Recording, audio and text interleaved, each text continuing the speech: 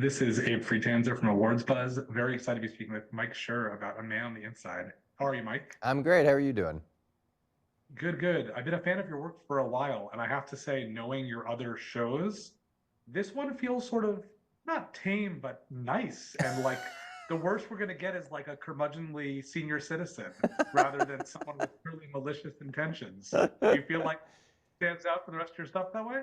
Well, I mean, the last show I made before this had literal demons in it. So, yeah, I guess compared to that, certainly. I mean, this is different in many ways for me, starting with the fact that it's based on something that existed already, right? So, I never adapted anything before, and a lot of what I wanted to achieve with the show was based on what the documentary achieved. You know, it was the feeling that it gave people when they watched it, and the sort of gentle pleasantness of the tone, I think, was important. And I had to add a lot of stuff and change a lot of stuff, but I really wanted to make the show because I loved the documentary and I didn't want to stray too far from what the documentary did. So yeah, it certainly is different in that way, at least. Yeah. Was it a tough sell, a foreign language documentary that, despite an Oscar nomination, probably isn't as high profile as what a lot of people are used to from you? I don't think so. You'd have to ask, Bella Bajaria, but I don't think it was, in part because it's immaterial that it took place in Chile to me. The story is a man who's 80 years old, who's lost his wife and who thinks his life is sort of getting smaller, decides sort of almost on a whim to take a pretty crazy job. And by doing so, his life ends up sort of expanding again. And that is a story that does not rely on a national point of origin or any kind of cultural norm. It's just a story about what happens as we age and how we deal with aging and how we think about aging. And also, there's a real, I think, loneliness epidemic in this country that I think was accelerated by COVID but has always been there. And I think everyone is familiar with the feeling of the benefit of community and the benefit of just being around other people, and how as you get older, you tend to slough off parts of your life, Like, I'm 49. I go out to dinner with friends, I don't know, 1/10 as often as I did when I was 25. And it's just sort of what happens. And I think the point of the documentary is we shouldn't let that happen.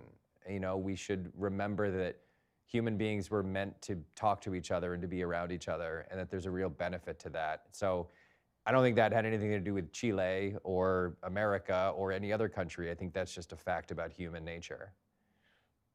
I mean, there definitely is a certain sweetness to this, certainly melancholy also, but it's nice to have that as part of this since, again, it's a little bit more sensitive than past things. But fortunately, you're somebody who likes to work with a lot of your actors again and again. So people will be very happy to see some familiar places. Ted seems like a natural choice. Was there ever anyone else in consideration for this lead? No, I've been joking as I talked to media about this that I went to Steve Guttenberg and he said no, and that's how I ended up with Ted. But I won't even make that joke. There's no one else that I can think of who could have done it. There's no one else we ever. In fact, Morgan Sackett, who's my longtime producing partner, had the idea to adapt it, and the way he phrased it to me was, we should make that documentary into a show and have Ted play the main part. So it wasn't even, we didn't have a chance to consider anybody else because those two things were so linked. There was never a second choice. Stephanie isn't someone I would necessarily have pegged for her role because it's the same thing as with you, that like it's a much gentler turn than I would have expected from her. But I think she's great. Was that something you always wanted her You for? know, she was that part, which is completely new, is not in the documentary at all. And as I was working on the plan for the show, I thought, wow, this is going to be a really important part. It's it's a key role to the whole season. And at some point, I don't remember when, but at some point in the planning, in the writing, she popped into my brain, and she wouldn't leave. Annoyingly, she wouldn't get out of my brain. And I looked into her quietly and said, what's she doing right now? And she was on another show, and I thought, like, oh, well, I guess it can't happen. But I just couldn't stop thinking about her for the part. And so eventually I just said, look, I don't know if she can do it, but I have to offer it to her, if for no other reason than just to clear it from the deck of my brain. So it turned out that the schedule was going to actually maybe be possible. And I called her on the phone and I said, look, I'm doing this show and there's this role that is nothing like Rosa Diaz, is 100% in the opposite direction of Rosa Diaz. But I just kind of think you would be great at it. And can I send you the script? And I did, and she read it and she liked it and she signed on. And it was one of those, I don't know, it's sometimes, it's not always in my experience, but sometimes an actor that you know starts talking to you as you're writing, and the voice and the image of the actor and the writing you're doing start to merge, and you start to be unable to separate the stuff that you're writing from the actor that you hope plays the role. And that was the case with her, and I just am so grateful that she signed on because I think she's wonderful. Well, I think aside from her and a few other people, you're mostly looking at a much older age bracket for cast. Is that a different kind of search than the one you might be used to? It is, and man, was it great and fun. Allison Jones, who has cast pretty much every show I've ever done, cast Parks and Rec and Brooklyn and The Good Place and cast The Office. We talked to her very early in the process, and we said, look, we're going to need a dozen or maybe 15 or more actors over the age of 75 to do this show properly.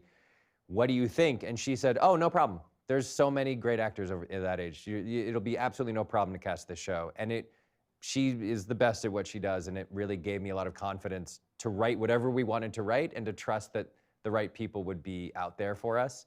And she was 100% correct. I mean, we saw multiple great people for multiple parts. And it was very eye-opening because it was, I think that your instinct is like, well, how are we going to find an 86-year-old guy to play this particular part? And then there he is, and that was a really wonderful part of the process, was casting the show and finding all these great comedians and great actors who, you were like, oh my God, like Susan Rutan showed up. I mean, I watched L.A. Law when I was a kid. I remember that character well, and there she is, and she's still great and so funny and so heartbreaking and wonderful. And I just loved that part of making the show. Well, I've had a chance to watch the whole season, but I don't want to give anything away for anybody. Do you already have season 2 written, or at least an idea for what you want to do? And is there more beyond that? The writing staff is at work now planning what would be season 2. We won't know whether we get season 2 for a while, but yeah, we're already hard at work. And I loved making the first season. I think what you have at the core of the idea is a 76-year-old man who suddenly decides to become a private detective. And that is a premise that I'd be happy to write that premise every year for the next 10 years if Netflix lets us. So cross your fingers and we'll see what happens. Great. Well, this is Awards Buzz, and we love talking about what the people we're talking to are watching. And I'm curious, what have you seen recently, a show or performance film that you feel is particularly awards worthy? Oh man, if I could anticipate what will win awards, I would have more awards, I suppose. but I don't know what is worthy or not worthy. I really liked English Teacher. I thought that was great. That show was really funny. I watched Kristen's show, Nobody Wants This, Kristen Bell's show, which was basically just Gen X fan fiction of what happens if Veronica Mars and Seth Cohen start dating, and I loved watching them together. I don't know.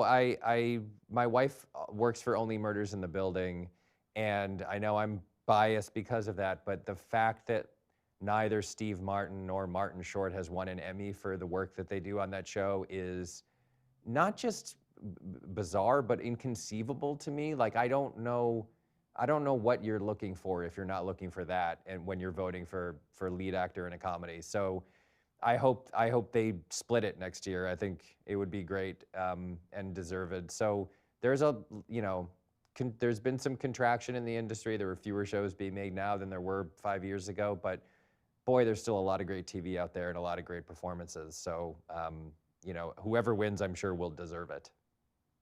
Absolutely. So nice to meet you, Mike, and best of luck. Thanks. Nice to talk to you.